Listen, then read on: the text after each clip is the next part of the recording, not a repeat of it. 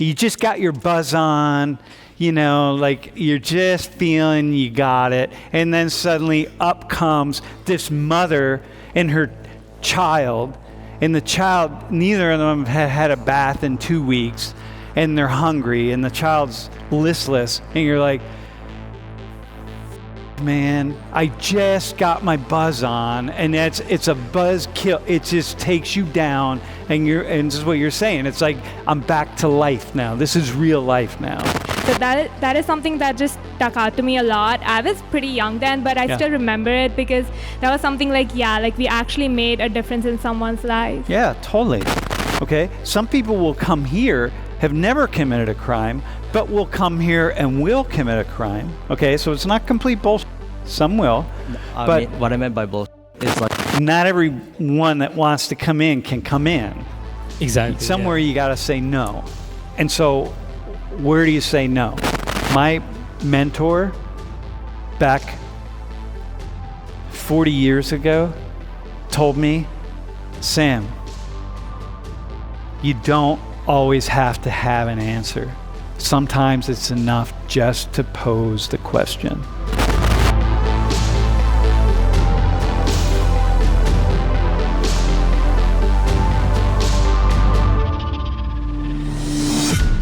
The reason I met David and Lucha.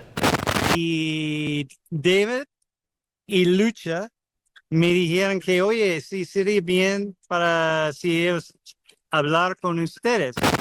How that happened was I had gone to my barber. I have a barber near my house in Bogota. And I got my hair cut, then I went and got some flowers. There's like some outdoor flower area where they sell flowers, and I always get a bouquet of flowers. So it's the first thing I do on the first day. And then I went to get to the supermarket to get a couple of things. Cream, milk and cream, so I could have coffee in the morning, right? And I always have money. I have money in my one pocket that I need, bigger bills, and then I have all the smaller bills in my other pocket. And you do a similar thing, I'm sure, right? You kind of split it up. So you're not opening your whole wallet and trying to give someone something, right? So I had just given all the money away that I had decided I was giving away. It wasn't a ton of money. It was like maybe $10, right? But there's so many Venezuelans in Bogota. There's like 600,000 Venezuelans in Bogota. They're everywhere. And they're all working, trying to do something. Like someone might be selling.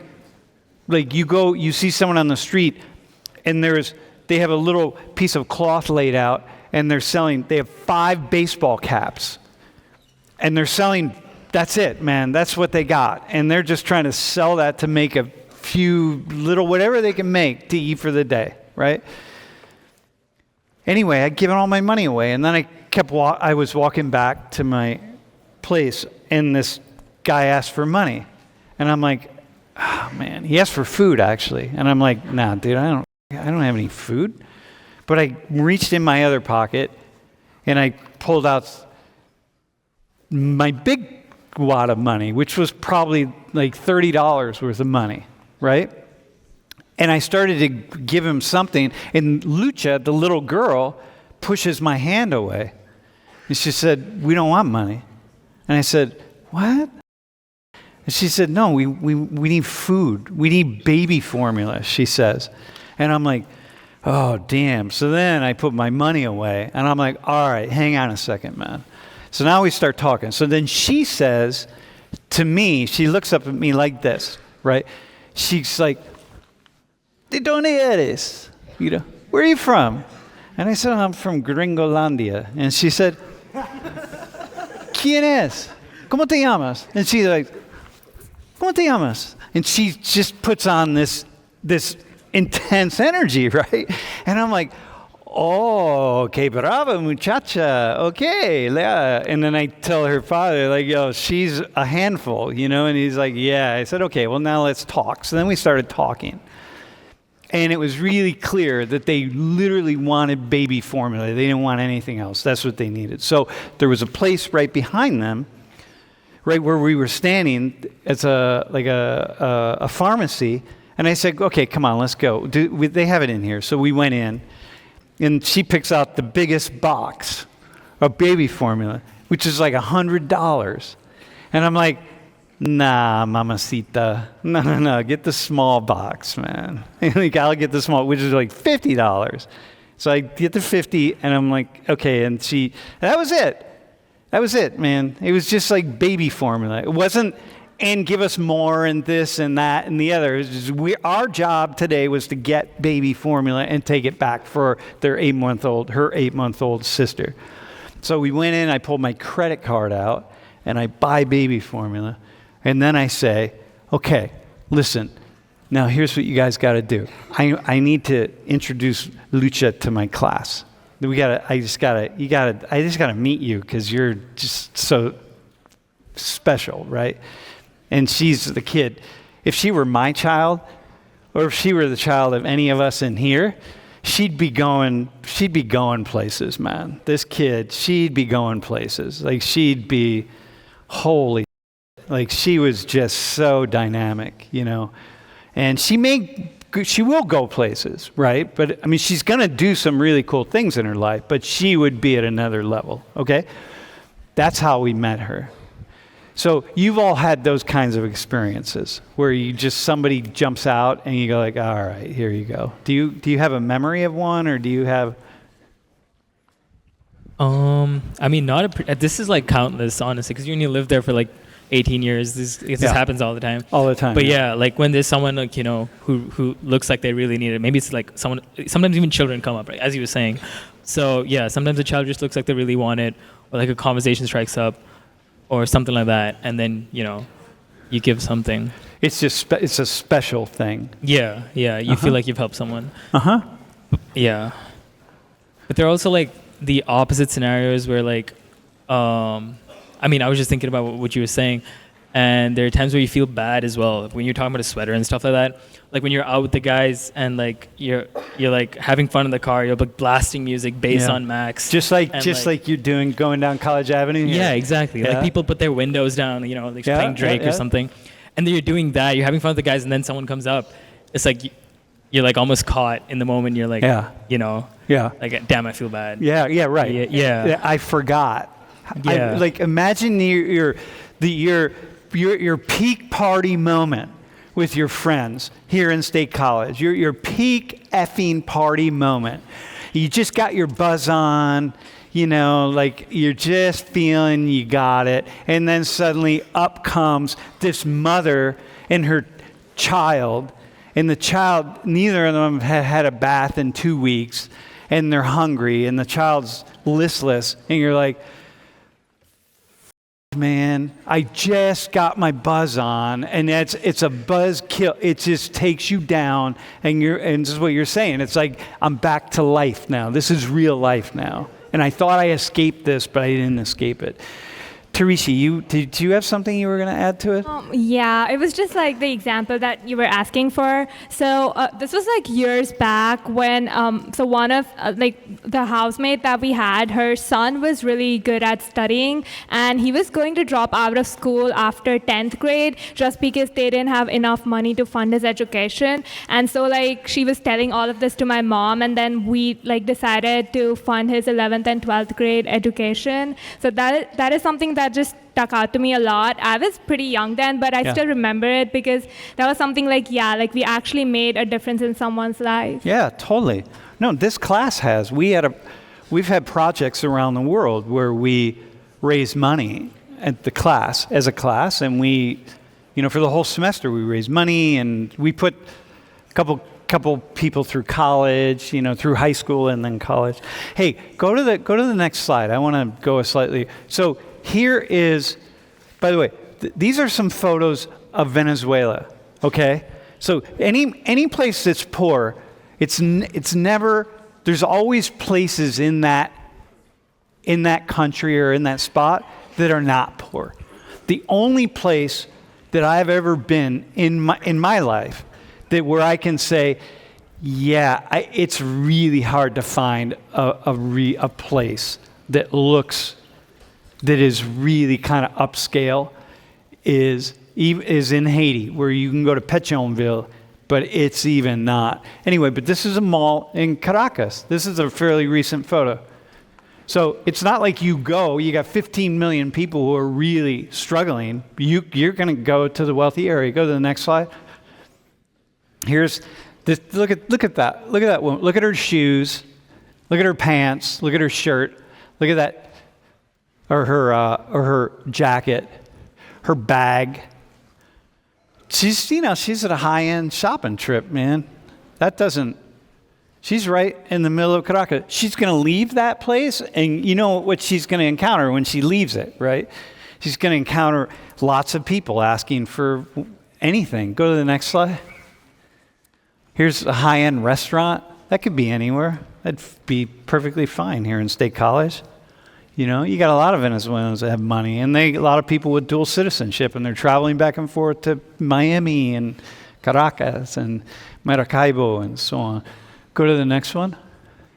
This could be anybody in this class, man, having a birthday party down at one of the local bars. These are just kids in Caracas doing their thing, man, trying to make their way, doing the same thing you all would be doing, trying to figure out when they're going to help and give money away and, one thing after another. So it's just like in India. I've been in spots in India where it's just that, right? It's like what you were saying. So these are Venezuelans lining up on the U.S. border to come to the U.S. Now, what I want to do is I want to remind you, this is part of the border crisis here that we're facing. So now, I want to remind you that the minimum salary is $5 a month, okay? $5 a month, y'all, right? So here, see, look at all those people, look at all those faces. Just pick one out, okay? I'll go to the next slide. So there we are, 2 days ago in the park. There's David and Lucha and El Gringo Profesor. Okay? So now, go back. Think about, I want the four of you, think about that mass of people right there. It's the mass. It's the same mass that's around your car trying to get you to give money, whatever the case is. But two of them or four of them are David and Lucha and his wife and the 8-month-old child. You met them now. How does that change the way you, how do you think, like, what would you say, especially to all the Americans out here who are struggling with this, right? Because this is a big issue right now, this immigration crisis. How does that, you see them, how does that change? And you as an American, by the way. To me, it doesn't really change the way I see it because I've never seen it. Like, okay, so the rhetoric about this that a lot of people like to say, I mean, I think everyone's heard the lies about how, like, the immigrants are eating the cats and the dogs and whatever. Like, a load of bullshit.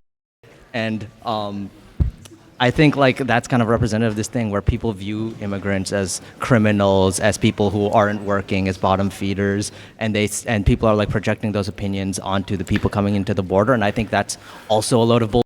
Yeah, no, listen. No, hang on. Some of them are. Some of them There's some people in that photo, for sure, have committed some kind of crimes. Yeah. Well, technically, if they sneak into the United States, they're all committing a crime. But some people have, okay? Some people will come here, have never committed a crime, but will come here and will commit a crime, okay? So it's not complete bullshit. Some will. I mean, what I meant by bullshit is, like, not that there won't be criminals in their midst, but there's criminals in the midst of people who are born and bred U.S. citizens as well. I don't think it's like something where you can say... I'm sorry. I don't think it's like there are people who are born and bred American citizens of all denominations who are criminals, who are bottom feeders, who are deadbeats. I don't think that's something you can project onto specifically migrants, especially because, I mean, I feel like if you want to be a deadbeat or a criminal, you can do that wherever, right? You don't have to come here to do it and go through all this effort just to come to the United States, US of A, in order to be a deadbeat and commit crimes. Yeah, but what's the other side of that? So take the other position on it. However, can you formulate the opposite position on that? that idea? I mean, I guess like to me, like the opposition is mainly centered on the idea of if you really want to come here to take advantage of opportunities, you should do it through legal means, right? It's unfair to the people who do come by legal means to do it illegally, which is a position I get. But also, I think like, you know, you see the graphic where, you know, a minimum monthly salary of $5 compared to what the U.S. offers, I think is striking, and I think it does represent as well like some of the crises that people go through to want to make this move. A lot of them without their families in order to send money back. When I see that other picture of like people at the thing, I think it's no different when America is in the same kind of like, you know how I was explaining the car and people come in and knocking at the door. It's kind of the same thing. You have this moral crisis of whether, because you know that they're looking for opportunity, they're in the point of struggle, and they're trying to, you know, find an answer. And you just have to decide whether you're letting them in or not. And you have this moral crisis, just like the one we were just talking about. But the problem is, just like the 1.4 billion people in India, just forget about the 1.4 billion. You're driving down the road, and you got, hang on, look that way. You just got this everywhere you go, like this, and you don't always roll your window down. Exactly. And so go back. Not everyone that wants to come in can come in. Exactly. Somewhere you got to say no. And so where do you say no? What's the conundrum for Americans in this country? When do you say no? Isn't that maybe there should be like some sort of system where it makes it easier, because I feel like also I'm no different from them. Like I'm looking for opportunities here, and I had the means to do the SATs, to do it in a legal way, but they just want to come inside for like you know, wealth or whatever, but they just don't have the means to get in legally. So maybe there should be a system for people without the means. Yeah. So we're okay.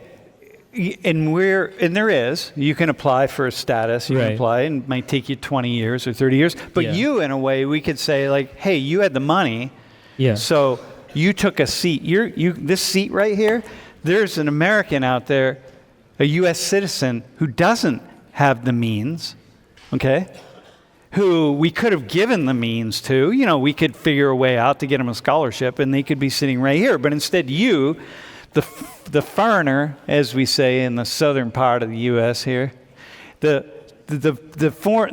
external person with the money comes in, squeezes in, pushes out the person for who, like, hey, wait, hang on a second. Why don't they have the opportunity? But you take the opportunity, so you sort of take that away from them in a way. So, I mean, you're raised, that's what you said, right? So it's like, yeah, all right. What do you say to that? I mean, it's just a really hard moral decision. Dude, stay right there. You don't have to go any further, right? You don't have to go further.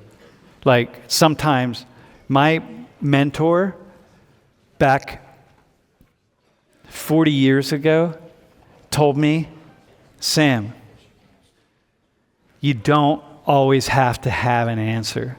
Sometimes it's enough just to pose the question. Yeah.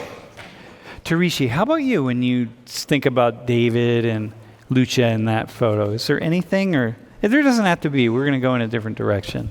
So like when I think about them personally, it would personalize the situation for a little bit, and I would be like, like, can we just not let them in? But then at the same time, that would be the ideal world. But then in the real world, like, there would be like billions of people trying to do the same thing, so we cannot like let everyone in. So then, like, for a moment I would go into the ideal world and wish that, can we just let them in? But then at the same time, the real world is really different, and we need to consider like the larger population that's trying to do the same thing. So I, like, for a moment I would be emotional about the thing, but then, like, again, like, the perspective shifts when you consider everyone trying to, like, everyone in Lucha's position. So the moral conundrum for all of you is that at any moment in India, in New Jersey too, but you just need a lot more money, man, in New Jersey, right? At any moment, you have the ability to just point to somebody and be like, all right, I'm going to step, this is it, we're going to do it. So this is more of as much a question for me as much as every single international student that might be sitting here. So one of the most important pictures that we were shown was the people on the border crossing with the U.S. Yeah. So effectively speaking, for us international students, the only thing that really separates them from us is, number one, a passport. Yeah. That proves that we are who we say we are. And secondly, a piece of paper that says we're allowed to be here. Yep. So my question is other than that, what's the difference between them and us? And secondly, what gives us effectively any right to be here and go through the way where we want a job, Yeah. or perhaps even citizenship in the United States versus them? Yeah, in many international students, almost most international students probably want people want to go back home, because you go back home, man. People want to go. You all want to go back home, right? But you probably like to stay for 1 year, work in the U.S. for 1 year, just get some experience, and then you go back home, right? Right? Probably that seems to be pretty common. So what's the difference? I don't know, man. We're not going to answer it. That's a beautiful question. And it doesn't, if we try to answer it, we're going to just destroy it. The beauty of the question. Yeah, what's the difference? Just money and a piece of paper. That's it, man. And here's the other side. David right there, to everyone who's an American, so we're going to go back to this question, right?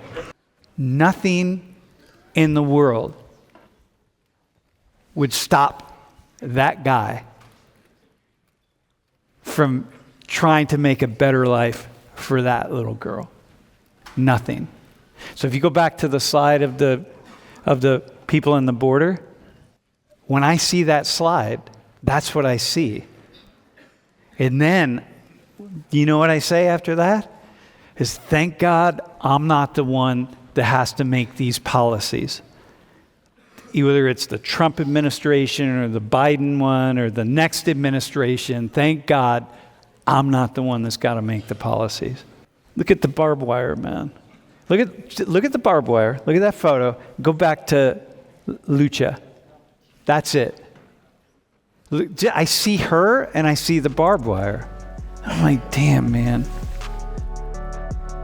Yeah, I don't know. It just is what it is.